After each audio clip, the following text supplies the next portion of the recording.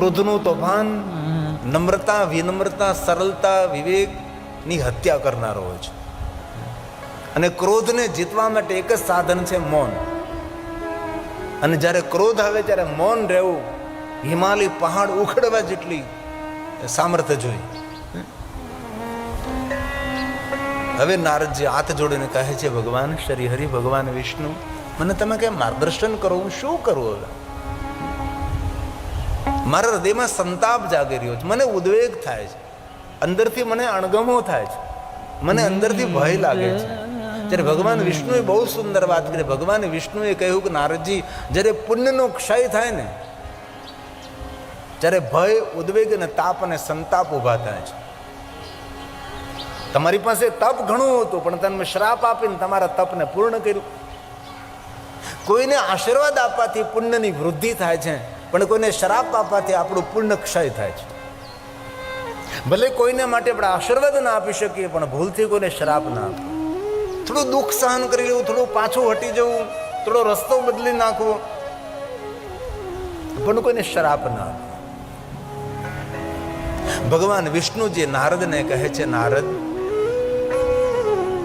જ્યારે જ્યારે ઋષિમુનિઓ બીજાને શ્રાપ આપ્યા છે, ત્યારે ઋષિમુનિઓ હંમેશા હિમાલય પહાડમાં તપ કરવા માટે જતા રહ્યા છે.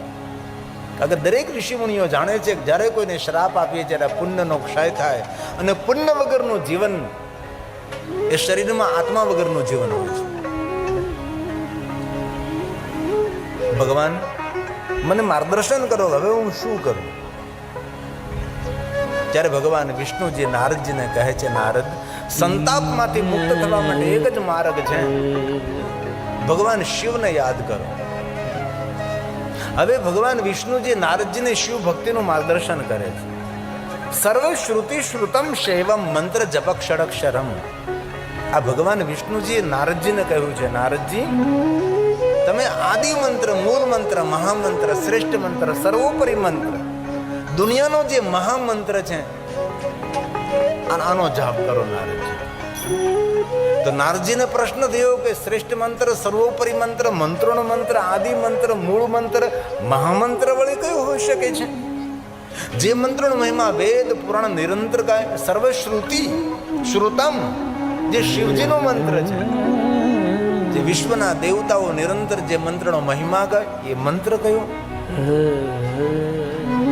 ભગવાન વિષ્ણુ બોલ્યા છે. ત્યારે નારદજી કહે છે, નારદ કહે, ભગવાન વિષ્ણુજી, આપના મુખમાંથી પ્રગટ થાય એ મંત્ર કયો? ત્યારે સ્વયં ભગવાન વિષ્ણુજી કહે છે, નારદ, સરળ મંત્ર છે, શ્રેષ્ઠ મંત્ર છે, સર્વોપરી મંત્ર છે. અને ભગવાન વિષ્ણુ બોલે છે, સર્વ શ્રુતિ શ્રુતમ શૈવમ મંત્ર જપ ષડક્ષરમ. મંત્ર જપ ષડક્ષરમ. જે મંત્રના અક્ષરો 6 રહેલા છે, જે આદિ મંત્ર છે, જે મૂળ મંત્ર છે, મહામંત્ર છે, સાંભળવામાં, બોલવામાં અતિ સરળ છે. જે મૂળ મંત્ર છે, જે મંત્રનો મંત્ર છે, તે મહામંત્ર છે. આ મંત્ર ભગવાન વિષ્ણુજીએ નારદજીને આપ્યો છે.